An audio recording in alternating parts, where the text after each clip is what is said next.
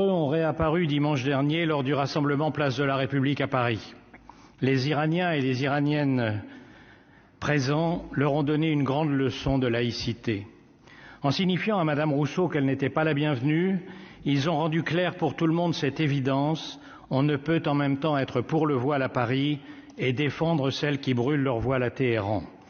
En sifflant Madame Manon Aubry,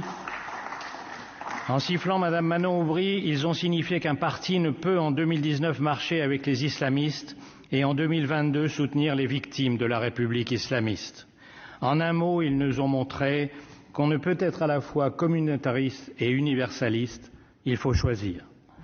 En Iran, des femmes risquent leur vie pour se débarrasser du voile. Ici, les intersectionnels se présentent comme une liberté. Écoutons ce que leur répond Chantal de Rudeur. Le voile n'est pas un objet cultuel, mais un objet politique. C'est le produit phare de l'islamisme. Et c'est désormais une affirmation anti-occidentale et antidémocratique. Fin de citation. Ce morceau d'étoffe, Bourguiba l'appelait l'épouvantable chiffon. Aux naïfs qui croient que se voiler est un choix, aux décoloniaux qui n'ont jamais lu un livre d'histoire, il faut rappeler que la lutte contre le voile n'est pas une oppression néocoloniale, mais que les grands dirigeants musulmans qui avaient compris que la soumission de la femme était l'une des causes principales du déclin de leur pays l'ont tous combattu. Atatürk, le premier qui l'a interdit dans les années 20 en Turquie, Reza Shah dans les années 30 en Iran, Bourguiba plus tard en Tunisie.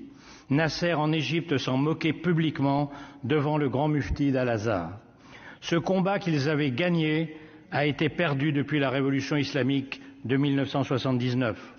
Les femmes iraniennes reprennent aujourd'hui ce flambeau contre les mollahs, les ayatollahs, les dictateurs, les talibans et leur police des mœurs. C'est un coup de poignard dans le dos de ces combattantes qu'enfoncent certaines néo-féministes en condamnant toute critique du voile au prétexte de ne pas nourrir l'islamophobie. Un coup de poignard dans le dos lorsque Sandrine Rousseau déclare que le voile peut être un embellissement, ou que Rokhaya Diallo ose affirmer que la liberté peut être aussi dans le hijab. Combien faudra-t-il de morts à Téhéran pour que l'héroïsme des Iraniennes les force à ouvrir les yeux et les oreilles, pour qu'elles cessent de danser le moonwalk de Michael Jackson en faisant semblant de faire avancer la cause des femmes tout en la faisant reculer. Le XXIe siècle s'annonce aussi dangereux que le précédent. Il est temps de s'en rendre compte. Ceux qui croient que nous ne sommes pas en guerre ou qui, pour se rassurer, se forcent à le croire, font une erreur tragique, car les dictateurs et les ayatollahs, eux, savent qu'ils sont en guerre contre nous. Puissent les admirables femmes iraniennes, les héroïques soldats ukrainiens et les courageux dissidents chinois nous convaincre de nous rallier à leur cri « Liberté ». Je vous remercie.